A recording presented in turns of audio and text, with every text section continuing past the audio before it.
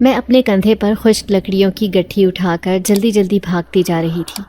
آج کافی مشکل سے مجھے اتنی اچھی لکڑیاں جمع کرنا نصیب ہوا تھا، مگر پھر بھی میرے چہرے پر گھبراہٹ چھائی ہوئی تھی۔ میرا دل بہت تیزی کے ساتھ دھڑک رہا تھا، کیونکہ میں بہت تیزی سے بھاگ رہی تھی۔ میرا بس چلتا تو میں اڑ کر یہ راستہ طے کر لیتی، کیونکہ آسمان پر کالے بادل چھائے ہوئے تھے۔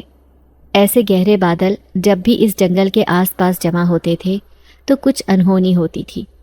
اب بھی ایسا خوفناک موسم دیکھ کر میرا دل بیٹھا جا رہا تھا، کیونکہ ایک دفعہ برسات شروع ہو جاتی تو ایک بہت بڑا طوفان آ جاتا جو اتنی آسانی سے نہیں رکتا تھا۔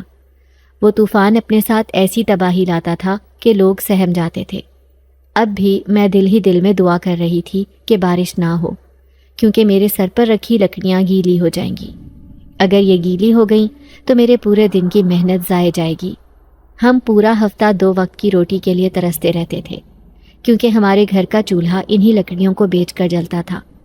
میں جنگل سے گھر کی طرف جانے والے راستے پر مڑی ہی تھی کہ ایسا لگا جیسے کسی کی آواز آئی ہو۔ مجھے پہلے تو لگا جیسے یہ میرا وہم ہو۔ میں ویسے بھی اس طوفانی موسم کی وجہ سے گھر پہنچنے کے چکروں میں تھی، اسی لیے سر جھٹک کر آگے بڑھی، مگر دوبارہ سے کسی کی درد بھری پکار سن کر میں ایک دم رکی۔ ایسا لگا جیسے کوئی مصیبت میں پھنسا ہو۔ میں چاہ کر بھی خود کو بہرا نہ کر سکی تھی، کیونکہ مجھے ایک عجیب سا احساس ہو رہا تھا۔ اس موسم میں تو کوئی یہاں پر تھا بھی نہیں جو اس شخص کی مدد کرتا۔ اگر میں آج ایسے ہی کسی کی پکار سن کر انسنا کر دیتی تو کبھی خود کو معاف نہیں کر سکتی تھی۔ اپنے ضمیر کی عدالت میں خود کو مجرم ہی سمجھتی رہتی۔ میں ہمیشہ سے ہی ایک نرم دل رکھنے والی لڑکی تھی۔ میں نے خود کو کبھی دوسروں پر فوقیت نہ دی تھی، پھر چاہے مجھے کتنی تکلیف ہی کیوں نہ چکانی پڑتی۔ میں لکڑیوں کو سختی سے اپنے ہاتھ میں پکڑ کر کھیتوں کی طرف چلی گئی، کیونکہ وہ درد بھری پکار اسی طرف سے آئی تھی۔ شام کا وقت ہو چکا تھا، اس لیے کھیتوں میں سے سارے کسان اور مزدور اپنے گھروں کو لوٹ چکے ہوتے۔ دن کا وقت ہوتا تو ضرور کوئی نہ کوئی اب تک اس کی مدد کو پہنچ چکا ہوتا۔ میں کھیتوں میں پہنچی تو وہاں پر ہو کا عالم تھا۔ ایک عجیب سی خاموشی چھائی ہوئی تھی۔ ارد گرد بس کتوں کے بھونکنے کی آواز تھی، جس کی وجہ سے فضا میں ایک عجیب سی وحشت چھائی ہوئی تھی۔ میں نے ہر طرف نگاہ دوڑائی، مگر مجھے کوئی نظر نہ آیا۔ دور دور تک بس فصلیں ہی نظر آ رہی تھیں۔ میں کھیتوں کے شروع میں ہی کھڑی ہو کر ڈھونڈ رہی تھی کہ شاید اس شخص کی آواز پھر سے آئے تو میں اس کی مدد کر سکوں۔ مجھے کھیتوں میں آگے جانے سے کچھ خوف سا آیا، کیونکہ یہاں پر اکثر زہریلے سانپ اور کیڑے وغیرہ موجود ہوتے ہیں۔ کتنے ہی کسان ان سانپوں اور زہریلے کیڑے مکوڑوں کے ڈسنے کی وجہ سے اپنی جان کی بازی ہار چکے تھے۔ ان کو دن کی روشنی میں انہوں نے ڈسا تھا، اب تو ہر طرف اندھیرا پھیل چکا تھا۔ یہاں تو اگر کسی نے مجھے کاٹا تو مدد کے لیے بھی کسی کو نہیں بلا سکوں گی نا، اور یہیں پر تڑپ تڑپ کر اپنی جان دے دوں گی۔ میرے چہرے پر ڈر کے مارے پسینے کے قطرے نمودار ہو گئے تھے۔ پہلے تو میں اس لیے آواز نہیں لگا رہی تھی کیونکہ اکثر ایسی سنسان جگہوں پر عیاش لڑکے موجود ہوتے تھے۔ وہ لوگ نشے میں دھت ہو کر ایسے ہی کھیتوں اور ویران علاقوں میں آ جاتے تاکہ کوئی ان کو روک نہ سکے۔ مگر اب آخر کار مجبور ہو کر میں نے تھوڑی تیز آواز لگائی کہ کوئی ہے یہاں پر۔ میں نے 2-3 بار آواز لگائی، مگر جب کوئی جواب نہ آیا تو واپس جانے لگی، کیونکہ بجلی بہت زوروں سے کڑک رہی تھی۔ یقیناً کچھ ہی دیر میں بارش شروع ہونے والی تھی۔ مجھے اپنی سوکھی لکڑیوں کی فکر الگ ستا رہی تھی۔ جس شخص کی مدد کرنے میں یہاں اتنی دور آ گئی تھی وہ تو اب مل ہی نہیں رہا تھا۔ اوپر سے اگر بارش ہو جاتی تو میری زندگی میں مشکلات مزید بڑھ جاتی۔ میں کوئی جواب نہ پاتے واپس جانے لگی کہ فصلوں میں سے ہی کچھ آگے آہٹ ہوئی۔ ایسا لگا جیسے کوئی ہو وہاں پر۔ میں نے پھر سے پوچھا کہ کیا آپ کسی مصیبت میں ہیں؟ میں نے اندھیرا دور کرنے کے لیے اپنی گڈلی میں سے کچھ لکڑیوں کو پتھر کی مدد سے آگ لگائی، جس سے مجھے سامنے دکھائی دینے لگا۔ میں ذرا سا آگے گئی تاکہ دیکھ سکوں وہ آہٹ کس کی تھی۔ جو ہی میں تھوڑا سا فصلوں کے بیچ میں گئی تو وہاں پر ایک لمبا چوڑا آدمی اوندھے منہ پڑا ہوا تھا۔ وہ آنکھیں بند کر کے بے ہوش پڑا تھا۔ میں نے اس کو کندھے سے ہلایا تو اس کے منہ سے ایک اذیت بھری سسکی نکلی۔ وہ بے سد پڑا تھا، مگر پھر بھی تکلیف کی وجہ سے بے چین تھا۔ میں نے اس کو اپنا پورا زور لگا کر سیدھا کیا تو آنکھیں پھٹی کی پھٹی رہ گئیں، کیونکہ اس کا چہرہ سرخ انگارہ ہو رہا تھا۔ پورا جسم اس قدر گرم تھا کہ ایک پل کو تو مجھے لگا جیسے میں نے کسی تپتے ہوئے لوہے کو ہاتھ لگا لیا ہو۔ مجھے سمجھ نہیں آئی کہ آخر وہ ایسے کیوں یہاں پر بے ہوش ہوا پڑا تھا۔ کیا اس کی کسی سے لڑائی ہوئی تھی؟ وہ دکھنے میں مجھے اس گاؤں کا نہیں لگ رہا تھا، کیونکہ میں تو ادھر کے سبھی لوگوں سے واقف تھی۔ یہ آدمی تو شکل سے ہی کوئی یونانی دیوتا لگ رہا تھا۔ اس کے سنہری بھورے بال بہت خوبصورت تھے۔ میں سمجھی کہ شاید اس کو کسی نے زخمی کر دیا تھا، تبھی وہ ادھر بے ہوش ہوا تھا، مگر میں نے اس کو ٹٹولا تو وہ زخمی نہیں تھا۔ پھر اچانک سے میری نظر اس کے ہاتھ پر پڑی جہاں پر سانپ کے کاٹنے کا نشان تھا۔ میں نے غور سے دیکھا تو ابھی کچھ دیر پہلے ہی کسی بہت زہریلے سانپ نے اس کو ڈسا ہوا تھا۔ اس کا مطلب کہ ابھی زہر ہر طرف نہیں پھیلا تھا۔ میں نے جلدی سے اپنا دوپٹہ تھوڑا سا پھاڑا اور اس کاٹنے کے نشان پر سختی سے باندھ دیا۔ اس کے بعد میں نے اس کے زہر کو کافی مہارت اور پھرتی سے اس آدمی کے جسم سے نکالا۔ مجھے یہ سب میری دادی نے سکھایا تھا تاکہ مشکل وقت کسی ضرورت مند کی مدد کی جا سکے۔ اس کا زہر نکلا تو میں نے دیکھا کہ اس کو ہوش آ رہا تھا، مگر جو ہی اس نے تھوڑی سی آنکھیں کھول کر مجھے دیکھا، میں پھرتی سے اٹھی اور لکڑیوں کی گڈلی اٹھا کر وہاں سے بھاگی۔ بارش کی ہلکی ہلکی بوندیں برسنا شروع ہو گئی تھی۔ اب جب کہ وہ آدمی ہوش میں آنے لگا تھا تو میرا یہاں پر رکنے کا سوال ہی پیدا نہیں ہوتا تھا۔ میں بجلی کی سی تیزی سے گھر کی طرف دوڑ رہی تھی تاکہ لکڑیوں کو بچا سکوں، مگر میری بدقسمتی تھی کہ ایک دم ہی ایسا طوفان آیا جس نے لمحوں میں مجھے بھگو دیا۔ ساری خشک لکڑیاں گیلی ہو کر برباد ہو گئی تھیں۔ میں جب تک گھر پہنچی تو میرا پورا وجود بھیگ چکا تھا۔ مجھے گھر میں داخل ہوتے دیکھ کر تائی مجھ پر برس پڑی تھی۔ انہوں نے مجھے زناٹے دار تھپڑ مار کر زمین پر دھکا دیا۔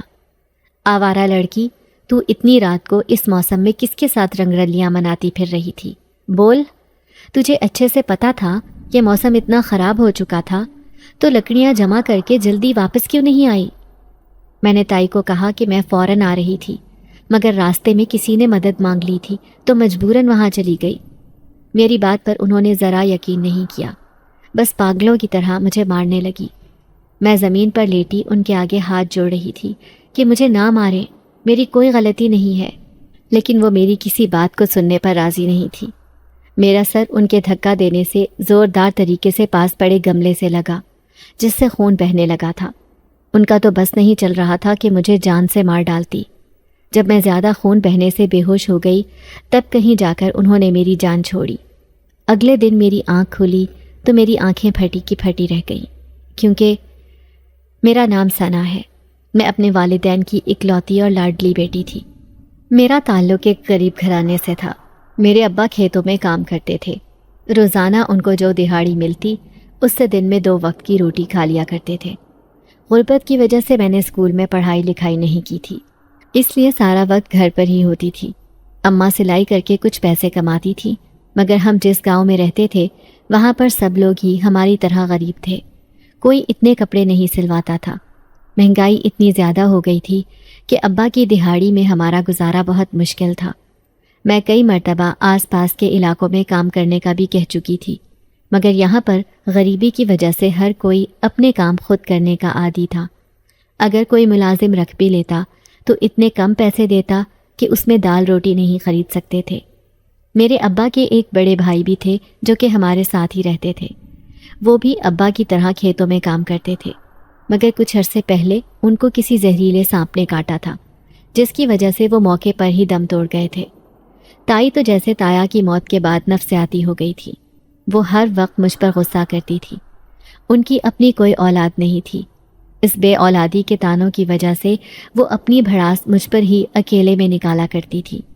وہ اماں ابا کو مجھ سے پیار کرتا ہوا دیکھتی تو جلتی رہتی۔ ان کی اسی جلن نے ایک دن میرے اماں اور ابا کی زندگی کھا لی تھی۔ میرے ابا بھی ایک دن کھیتوں میں کسی زہریلے سانپ کے کاٹنے کی وجہ سے جان کی بازی ہار گئے تھے۔ ابا کے جانے کی وجہ سے اماں نے اتنا گہرا صدمہ لیا تھا کہ 1 مہینے کے اندر اندر وہ بھی دل بند ہونے سے دنیا سے رخصت ہو گئی تھی۔ اماں ابا کے جانے سے تو جیسے میری دنیا ہی اجڑ گئی تھی۔ میں تنہا ہو کر رہ گئی تھی۔ یتیم ہوتے ہی مجھے شدت سے احساس ہوا کہ ماں باپ اس دنیا میں سب سے بہترین نعمت ہوتے ہیں۔ میرے لیے تو ہر طرف ویرانی چھا گئی تھی۔ تائی تو جیسے اماں ابا کے اس دنیا سے جاتے ہی شیر ہو گئی تھی۔ انہوں نے پورے گھر پر قبضہ جما لیا تھا۔ میری دادی جو کبھی ابا کی زندگی میں صحت مند ہوا کرتی تھی، اب جب سے تائی کا گھر پر راج ہوا تھا تب سے وہ بیمار رہنے لگی تھی۔ اس گھر میں اب بس ایک دادی ہی رہ گئی تھی جو مجھ سے سچی محبت کرتی تھی اور میری پرواہ کرتی تھی۔ میں اپنا سارا وقت دادی کے پاس ان کے کمرے میں رہتی، بس رات ہوتے ہی اپنے کمرے میں آ جاتی، کیونکہ دادی کی ہمیشہ سے عادت تھی کہ وہ رات میں جاگ کر عبادت کرتی تھی۔ اس دوران وہ کسی کو اپنے کمرے میں آنے کی اجازت نہیں دیتی تھی۔ میں کئی مرتبہ ان سے پوچھ چکی تھی کہ دادی آپ کمرے میں کیا کرتی ہیں، مگر ہر مرتبہ ہی وہ یہ کہہ کر ٹال دیتی کہ مجھے عبادت تنہائی میں کرنا پسند ہے۔ دادی اس بات کو لے کر ہمیشہ کافی سنجیدہ ہو جایا کرتی تھی۔ مجھے ایسا محسوس ہوتا جیسے وہ کوئی بہت بڑا راز چھپائے ہوئے تھی۔ اکثر میں اماں کے جانے کے بعد راتوں کو ڈر کر نیند سے جاگ جایا کرتی تھی۔ میں تو اپنی ماں کی آغوش میں سونے کی عادی تھی، مگر جب سے وہ گئی تھی مجھے سوتے میں بہت ڈر لگتا تھا۔ کتنی دیر تک میں جاگتی رہتی تھی۔ میں دادی کی منتیں کرتی تھی کہ آپ مجھے رات کو اپنے ساتھ سلایا کریں، مجھے ڈر لگتا ہے، مگر حیرت انگیز طور پر وہ منع کر دیتی۔ دادی مجھ پر جان چھڑکتی تھی، کبھی غصے سے بات نہیں کی، مگر پتہ نہیں ایسا کون سا پراسرار راز تھا جس وجہ سے وہ اس معاملے میں اتنی کٹھور بن جایا کرتی تھی۔ میں ایک دفعہ رات کے وقت پانی پینے کے لیے نیچے کچن میں گئی تو میری نظر دادی کے کمرے کی طرف گئی۔ وہاں پر بتی جلتی دیکھ کر مجھے حیرت کا جھٹکا لگا۔ آدھی رات کا وقت تھا، وہ اس وقت جاگ کر کیا کر رہی تھی؟ انہیں تو اب تک سو جانا چاہیے تھا، ویسے بھی ہر وقت ان کے سر میں درد رہتا تھا۔ مجھے تشویش ہوئی کہ کہیں ان کو کوئی تکلیف تو نہیں تھی۔ ویسے بھی وہ آج کل مجھے کچھ پریشان سی دکھائی دیتی تھی۔ شام میں بھی ان کے سر میں درد تھا۔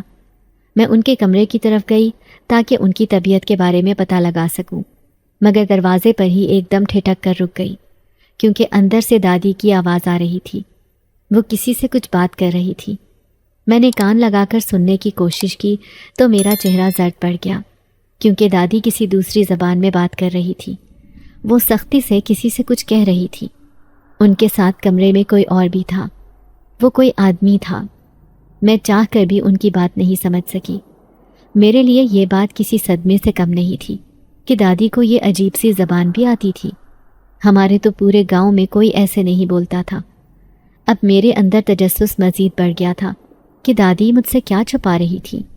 جب مجھ سے مزید صبر نہ ہوا تو دادی کے کمرے میں گئی تاکہ دیکھ سکوں کہ آخر چل کیا رہا تھا، مگر میرے پیروں کے نیچے سے زمین سرک گئی جب دادی کو بستر پر لیٹا ہوا دیکھا۔ کمرے میں ان کے علاوہ کوئی اور موجود نہ تھا۔ یہ سب آخر کیا ہو رہا تھا؟ میرا دل یہ دیکھ کر بہت گھبرا رہا تھا۔ کمرے میں آہٹ محسوس کر کے دادی نے آنکھیں کھول کر مجھ سے پوچھا کہ ثنا، تو یہاں کیا کر رہی ہے؟ اب تک سوئی نہیں تھی؟ میں نے دادی سے کچھ نہیں پوچھا، کیونکہ مجھے اچھے سے پتا تھا کہ وہ مجھے کبھی نہیں بتائیں گی، اس لیے بس اتنا کہا کہ آپ کی خیریت پوچھنے آئی تھی۔ اس کے بعد میں کمرے میں آ گئی، مگر پوری رات ڈر کی وجہ سے میں سو نہ سکی۔ یوں ہی کچھ عرصہ گزرا تو دائی نے میرے اوپر زور ڈالنا شروع کر دیا کہ اب تو باہر نکل کر کوئی کام دھندا ڈھونڈ، ہم اس طرح بھوکے مریں گے کیا؟ میں نے ان کو کہا، تائی اس گاؤں میں تو کوئی کام میرے لیے نہیں ہے، نہ ہی میں اتنی پڑھی لکھی ہوں کہ گاؤں کے اسکول میں پڑھا کر چند پیسے کما لیتی۔ مگر تائی نے دھمکی دے دی تھی کہ اگر تو پیسے کما کر نہیں لائی تو میں تجھے اس گھر سے دھکے دے کر نکال دوں گی۔ ہمارے حالات ویسے بھی بہت خراب ہو چکے تھے، اب تو یہ حال تھا کہ 2 دن تک بھوکے رہتے تھے۔ ابا کچھ پیسے جمع کرتے تھے اپنی زندگی میں، وہ سب کے سب اتنے عرصے کے راشن میں استعمال ہو گئے تھے۔ میں نے مجبور ہو کر چادر لی اور گھر سے باہر آ گئی۔ میرا رخ گاؤں سے کچھ آگے جنگل کی طرف تھا۔ وہاں جا کر میں نے کچھ لکڑیاں جمع کی اور ان کو قریب ہی کسی دکان پر بیچ کر دہاڑی لانا شروع کر دی۔ یہ کام میرے لیے بہت زیادہ مشکل تھا، کیونکہ لکڑیاں مجھ جیسی نازک لڑکی کے لیے کافی بھاری ہوتی تھی۔ میرے ہاتھ اس کام کو کرتے ہوئے بری طرح زخمی ہو جاتے تھے، مگر اس کے باوجود میں ہر روز یہ کام کرتی، کیونکہ ان لکڑیوں کو بیچ کر چند پیسے تو آ جاتے تھے۔ ہم کم از کم بھوکے پیٹ تو نہیں سوتے تھے۔ میں دادی کی وجہ سے آج کل بہت پریشان رہنے لگی تھی، کیونکہ وہ بیمار ہو رہی تھی۔ میں اس معاملے میں بے بس تھی کہ میں ان کا علاج نہیں کروا سکتی تھی۔ میرے پاس تو ان کی دوائیوں کے لیے ایک دھیلا بھی نہیں تھا۔ جتنی دہاڑی کما کر لاتی وہ ساری کی ساری تائی اپنے پاس رکھ لیتی اور پھر بس تھوڑی سی دال روٹی ہی مجھے اور دادی کو تھما دیتی تھی۔ ہم اس پر بھی صبر شکر کر لیا کرتے تھے۔ دادی اب بس بستر کی ہو کر رہ گئی تھی۔ میں ان سے اکثر کہتی کہ دادی آپ کے دل میں ایسا کون سا راز ہے، کون سی بات ہے جو آپ نے اب تک کسی کو نہیں بتائی؟ میں جانتی ہوں کہ کوئی تو ایسا انکشاف ہے جو کہ ہماری آنے والی زندگی میں ایک بھیانک طوفان لے آئے گا۔ دادی نے مجھے اپنے پاس بٹھایا اور میرا ہاتھ سختی سے تھام کر کہنے لگی کہ میری بچی، یہ سب راز تم پر وقت آنے پر خود بخود کھل جائیں گے۔ ابھی میں تمہیں کچھ نہیں بتا سکتی۔ اگر بتا دیا تو میری اتنے عرصے کی محنت تباہ ہو جائے گی۔ میرے بس میں کچھ بھی نہیں ہے، سب کچھ اللہ کے ہاتھ میں ہے۔ میں تو اتنی بے بس ہوں کہ چاہ کر بھی اپنے دونوں بیٹوں کی زندگی بھی نہ بچا سکی جو اس انتقام کی بھینٹ چڑھ گئے۔ وہ یہ کہتے پھوٹ پھوٹ کر رونے لگی تھی۔ میں دادی کی بات بالکل نہیں سمجھی تھی کہ آخر وہ کہنا کیا چاہتی ہیں۔ میں نے ان سے پوچھا کہ دادی آپ مجھے کھل کر بتائیں، ہو سکتا ہے کہ میں آپ کی کوئی مدد کر سکوں، میں آپ کو ایسے تکلیف میں نہیں دیکھ سکتی۔ مگر دادی نے اس سے آگے ایک لفظ نہیں بتایا۔ ان کی زبان پر تو جیسے تالے لگ گئے تھے۔ ان کو خوف تھا کسی بات کا۔ وہ ساتھ ساتھ ارد گرد دیواروں کی طرف بھی دیکھتی جا رہی تھی۔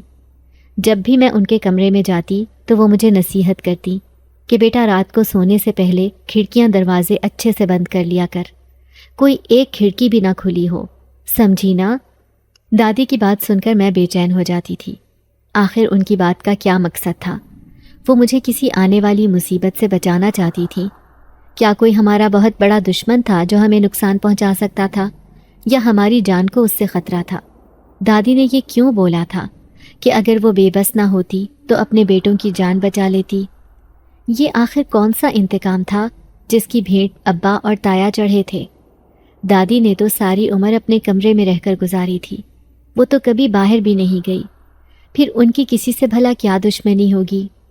پھر اگلے دن ہی ایک رات دادی نے مجھے اپنے کمرے میں بلایا اور مجھے ڈھیر ساری نصیحتیں کرنے لگی۔ انہوں نے مجھے کہا کہ بیٹا، زندگی میں بہت سارے ایسے حالات آ سکتے ہیں جب انسان بہت خوف زدہ ہو جاتا ہے، اس کو کچھ سمجھ نہیں آتا کہ میں کیا کروں، کس سے مدد لوں۔ تو تم نے خود کو بہادر بنانا ہے، ڈرنے کی بجائے ڈٹ کر اس ڈر کا مقابلہ کرنا ہے۔ اگر تم سامنے والے سے خوف کھاؤ گی تو وہ اور شیر ہو جائے گا۔ انسان کو اپنی حفاظت خود کرنی ہوتی ہے۔ یہ دنیا اور اس میں رہنے والے بہت ہی ظالم ہیں، یہ کسی پر رحم نہیں کھاتے۔ اگر کسی بے بس کو دیکھ لیتے ہیں تو بجائے اس کا ساتھ دینے کے اس کو نوچ کھانے کو تیار ہو جاتے تھے۔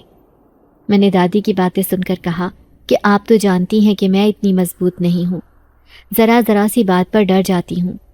میں تو آج تک تائی کے سامنے اپنے حق کی بات نہیں کر سکی، تو بھلا دنیا والوں کا مقابلہ کیسے کروں گی؟ میں تو اپنے ابا کی شہزادی تھی، مگر اب حالات نے اتنا مجبور کر دیا ہے کہ مجھے گھر سے نکل کر کام کرنا پڑ رہا ہے۔ دادی نے پھر میرے سر پر ہاتھ پھیر کر کہا کہ یہ دنیا ہے میری بچی، یہاں پر قدم قدم پر مشکلات آئیں گی۔ میں تمہیں آج ایک بہت ہی زہریلے سانپ کا زہر جسم سے نکالنے کا طریقہ سکھا رہی ہوں، اس کو اچھی طرح سے یاد کر لو اور اپنے دل میں بٹھا لو۔ تمہارے ابا اور تایا کی موت اسی سانپ سے ہوئی تھی جو کہ سالوں سے اس گاؤں کی زمینوں میں چھپا ہوا ہے۔ وہ آج تک نہ جانے کتنے ہی معصوم انسانوں کو موت کی نیند سلا چکا ہے۔ اس زہریلے سانپ سے کوئی نہیں بچ سکا۔ اس کا یہی علاج ہے کہ وقت رہتے اس کے زہر کو جسم سے باہر نکال لیا جائے۔ پھر انہوں نے مجھے وہ طریقہ سکھایا اور اس کے بعد کہا کہ بیٹی، جب کبھی کسی مشکل میں پھنس جاؤ یا کسی دوسرے کو ایسی مصیبت میں دیکھو تو فوراً اس کی مدد کرنا۔ پھر دادی بالکل خاموش ہو گئی۔ یہ خاموشی کسی طوفان سے پہلے والی خاموشی تھی۔ پھر اگلے دن جب میں دادی کو چائے دینے ان کے کمرے میں گئی تو وہ آنکھیں بند کیے لیٹی تھیں۔ مجھے حیرت ہوئی کہ دادی تو اس وقت تک جاگ جاتی تھی، آج سے پہلے تو وہ کبھی اس وقت تک نہیں سوئی تھی۔ میں نے ان کو 2-3 آوازیں لگائیں، مگر جب ان کے چہرے پر ہاتھ رکھا تو وہ برف کی طرح ٹھنڈا ہوا پڑا تھا۔ میرے اوپر تو جیسے آسمان ٹوٹ پڑا تھا، کیونکہ دادی ہمیشہ کے لیے مجھے چھوڑ کر اس دنیا سے چلی گئی تھی۔ میں اب اکیلی ہو گئی تھی۔ دادی کا چہرہ پرسکون تھا۔ اس کے بعد تو گھر میں بس تائی اور میں ہی رہ گئے تھے۔ انہوں نے تو جیسے شکر ادا کیا تھا کہ دادی اب نہیں رہی تھی، کیونکہ ان کے حساب سے اب ایک بندے کا کھانا نہیں بنتا تھا۔ تائی کی خوشی دیکھ کر مجھے افسوس ہوتا تھا کہ وہ کتنی خود غرض انسان تھی، جن کو کسی سے کوئی محبت نہیں تھی، وہ بس اپنے آپ سے پیار کرتی تھی۔ میں نے ہمیشہ ان کو اپنی ماں جیسا سمجھا تھا۔ ان کی ڈانٹ کو بھی میں اسی لیے خاموشی سے سن لیا کرتی، کیونکہ میں یہی سوچتی کہ وہ میری بڑی ہے، ماں جیسی ہے، اگر وہ نہیں ڈانٹیں گی تو کون ڈانٹے گا؟ مگر وقت گزرنے کے ساتھ مجھے احساس ہوا کہ ماں کی ڈانٹ میں بھی میرے لیے پیار ہوتا تھا، وہ مجھے ایسے اذیت کبھی نہیں دیتی تھی۔ تائی تو مجھے بات بات پر تانے مارتی کہ تو کسی کام کی نہیں ہے، منحوس ہے، جب سے پیدا ہوئی ہے اس پورے گھر کو کھا گئی ہے، تیری ہی وجہ سے پورا گھر تباہ ہو گیا۔ ارے اس سے تو اچھا تھا کہ تو ہی مر جاتی، بے شرم لڑکی، میں تو کہتی ہوں تو بھی چلو بھر پانی میں مر جا۔ دادی کے جانے کے بعد تائی مجھ سے مزید کام لینے لگی۔ میں صبح سویرے اٹھ کر ان کے لیے ناشتہ بناتی، وہ مجھے کچھ بھی کھانے کو نہیں دیتی کہ تو سست ہو جائے گی، بس جلدی سے کام پر نکل جا تاکہ لکڑیاں جمع کر سکے۔ میں بھوکے پیٹ ہی پھر جنگل کی طرف چلی جاتی۔ یہ جنگل بھی ایک بہت ویران جگہ پر تھا، یہاں اکثر لوگوں کا اتنا آنا جانا نہیں ہوتا تھا کیونکہ لوگ ادھر آنے سے ڈرتے تھے۔ گاؤں میں طرح طرح کی باتیں مشہور تھیں کہ یہاں پر کالے پراسرار سایوں کو دیکھا گیا ہے۔ مجھے ایسے لگتا تھا کہ لوگ بس باتیں کرتے ہیں، جتنے منہ اتنی باتیں، اسی لیے میں ان ساری خوفناک کہانیوں کو سننے کے باوجود روزانہ یہاں آتی، کیونکہ زندہ رہنے کے لیے انسان کو اپنا ہر خوف مارنا پڑتا ہے۔ میں بھی جنگل جاتی، مگر کبھی زیادہ آگے کی طرف نہیں گئی تھی، بس شروع سے ہی لکڑیاں کاٹ کر جمع کر لیتی۔ پھر کچھ دنوں بعد جنگل کی لکڑیاں گیلی ہونے لگی تھی۔ مجھے حیرت ہوتی کہ بارش تو نہیں ہوئی، پھر یہ لکڑیاں کیسے گیلی ہو جاتی تھی۔ میں نے اس جنگل کے قریب علاقے میں رہنے والے لوگوں سے بھی پوچھ لیا تھا، وہ یہی کہتے کہ یہاں تو اتنے وقت سے بارش کا نام و نشان بھی نہیں ہوا۔ ان گیلی لکڑیوں کو بازار میں کوئی نہیں خریدا کرتا تھا، جس کی وجہ سے ہمارے حالات پھر سے خراب ہو گئے تھے۔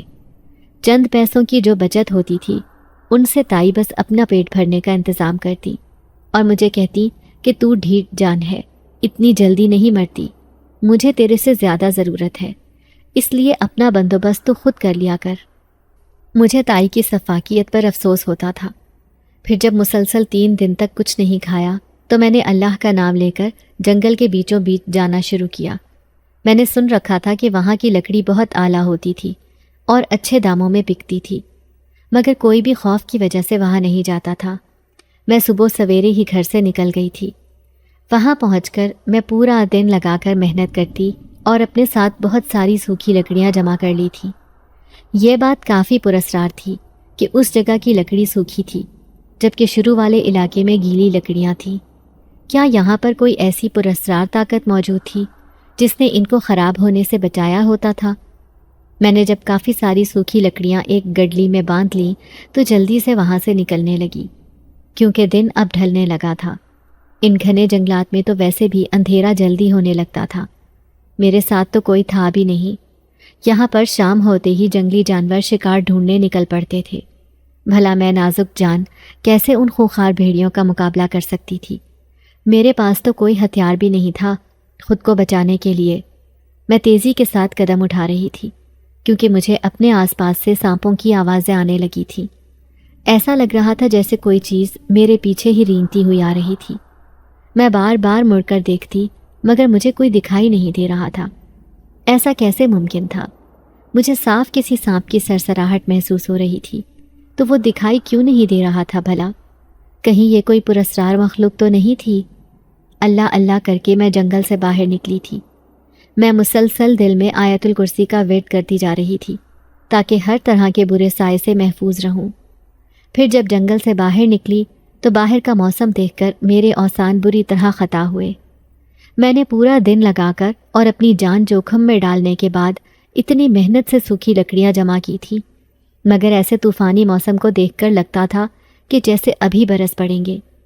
آج اگر میں یہ لکڑیاں لے کر نہ گئی تو تائی نے مجھے مار مار کر ادھموا کر دینا تھا۔ میں وہاں سے بس کسی طرح گھر پہنچ جانا چاہتی تھی، مگر آدھے راستے میں ہی میں ایک دم رکی کیونکہ مجھے کسی کی پکار سنائی دی تھی۔ کوئی جیسے بہت اذیت میں تھا۔ میں حیران ہوئی کہ اس وقت تو کوئی بھی یہاں دکھائی نہیں دے رہا، پھر یہ آواز کس طرف سے آئی تھی؟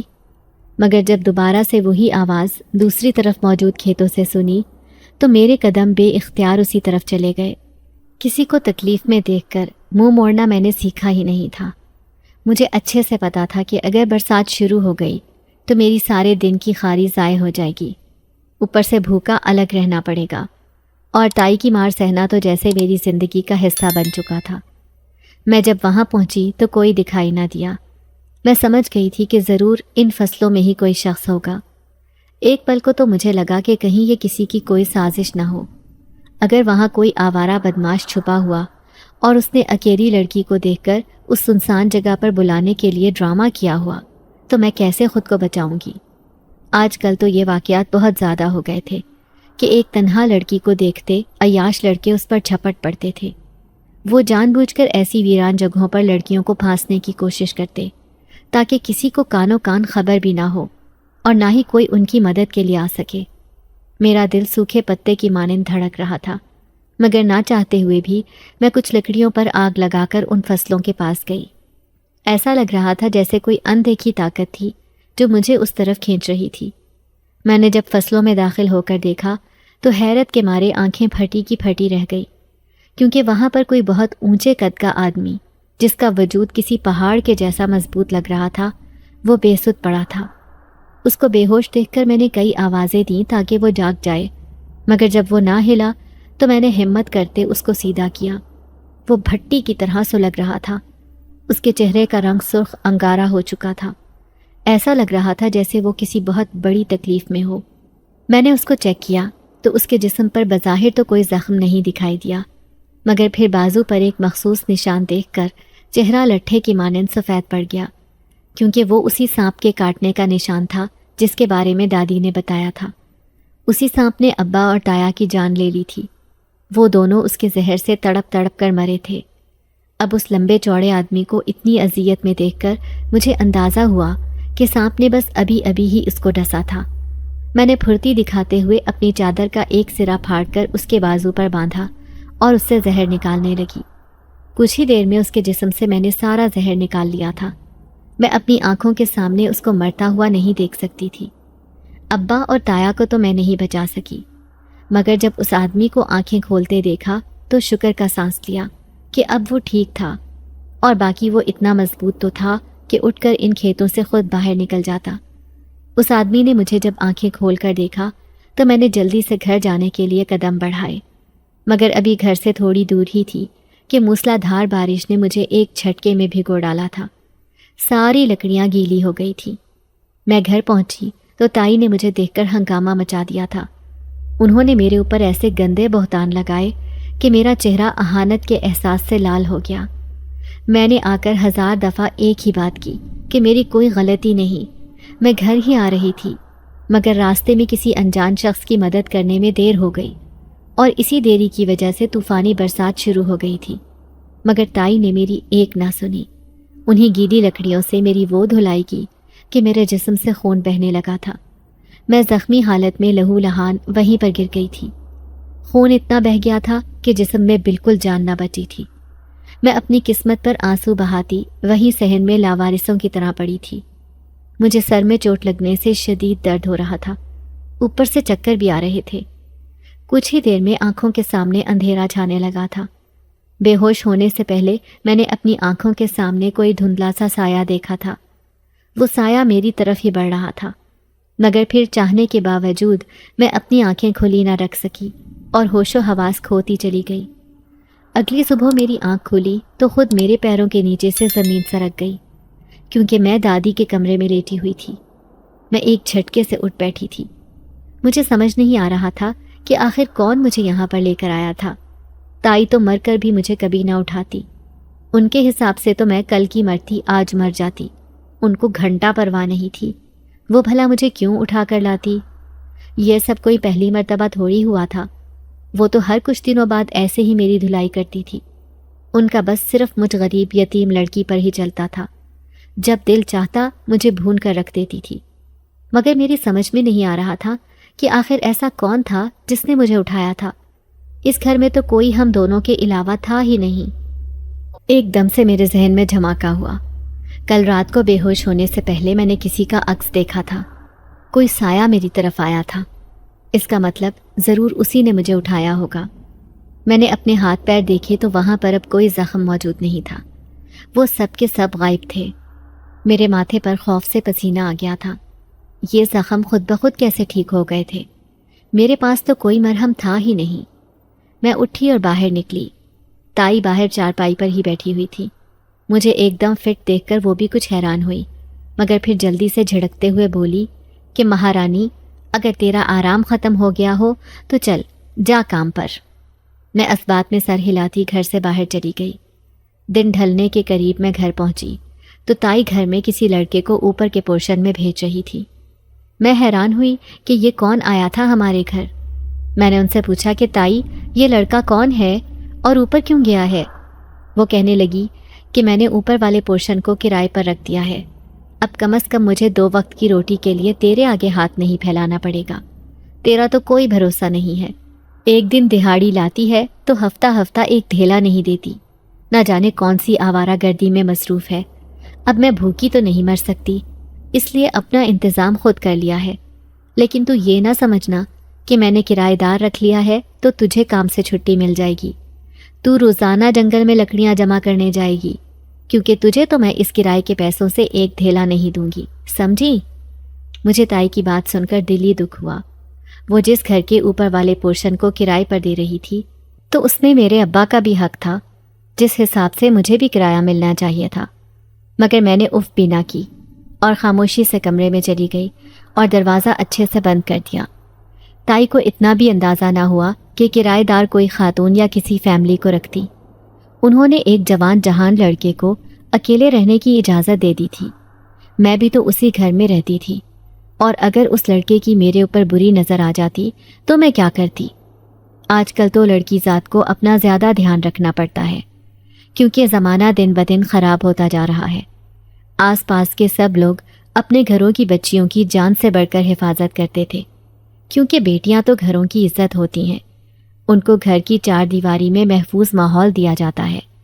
مگر ادھر تو تائی نے گھر کے اندر ہی ایک انجان آدمی رکھ لیا تھا، صرف پیسے کے لیے.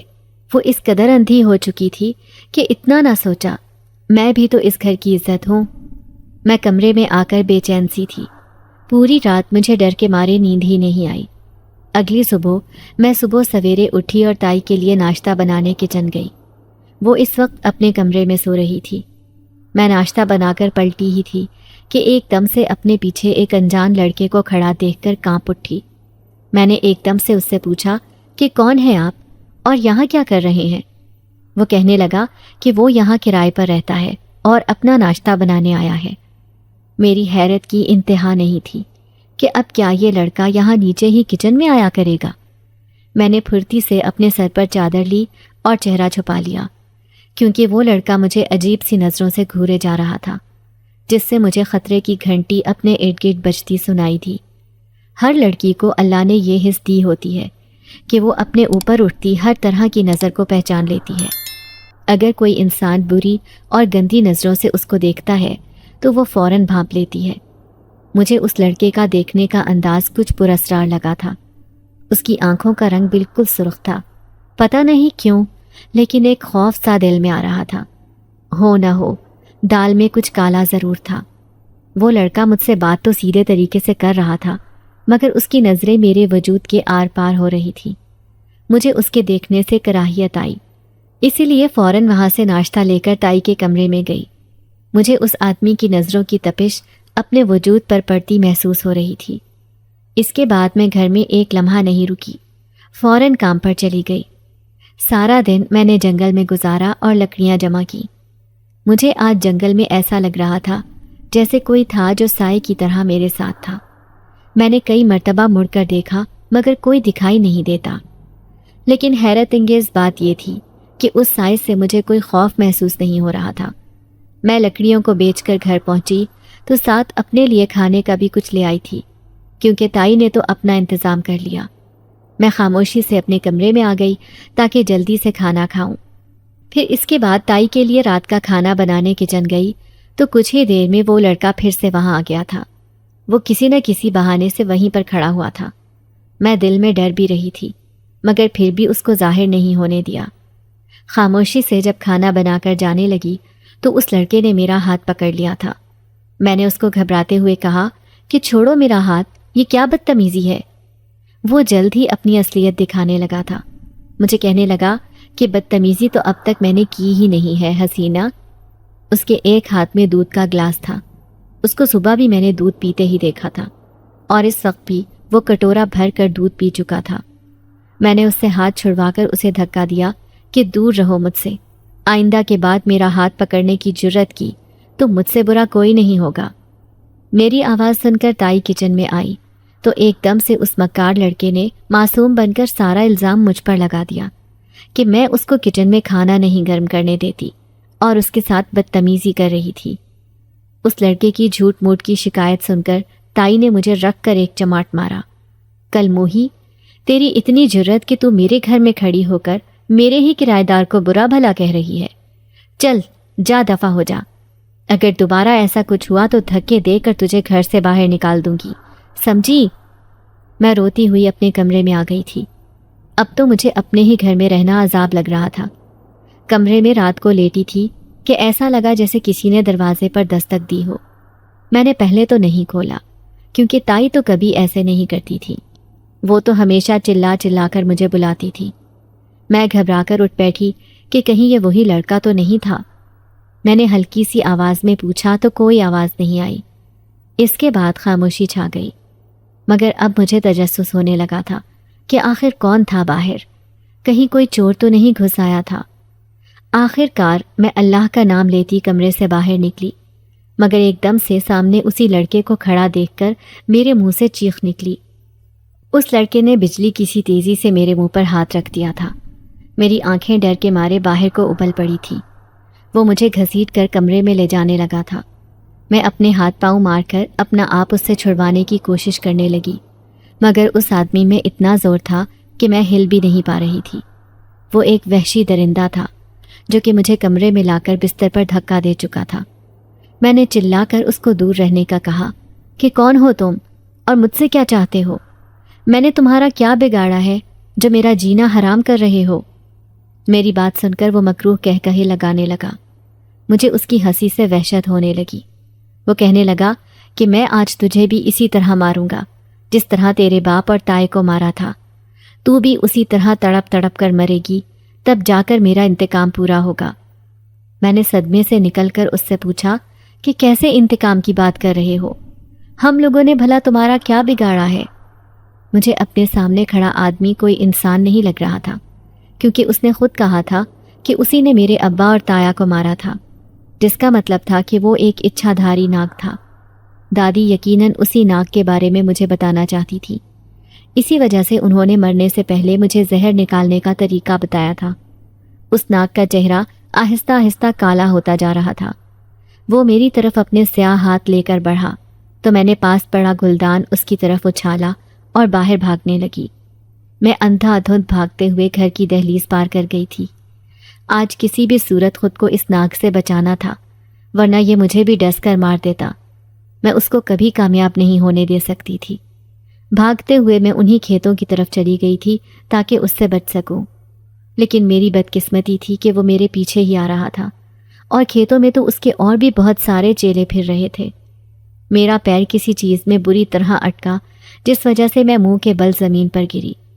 وہ ناگ میرے پیچھے آ گیا تھا۔ تو کیا سمجھی تھی کہ میرے چنگل سے اتنی آسانی سے بچ جائے گی؟ ارے جب تیرا باپ مرد ہو کر میرے آگے ڈھیر ہو گیا تھا تو کیا چیز ہے بھلا؟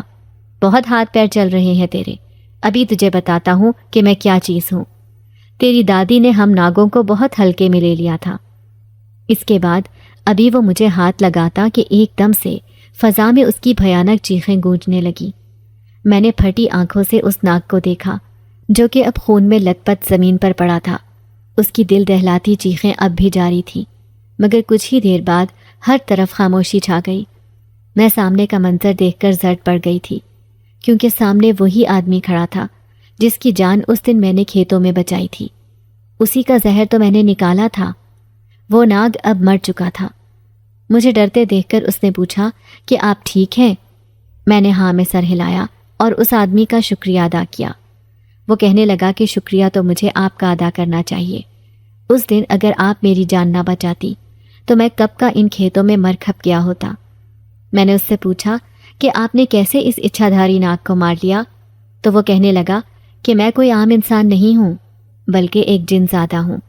آپ کی دادی کے مجھ پر کئی احسان تھے، انہوں نے ہماری بہت بار مدد کی ہے، مگر اس ناگ نے آپ کے پورے خاندان کو مار دیا اور پھر مجھے بھی مارنا چاہتا تھا، کیونکہ آپ کی دادی نے مجھے اس کو ختم کرنے کا حکم دیا تھا، مگر اب سب ٹھیک ہو گیا ہے۔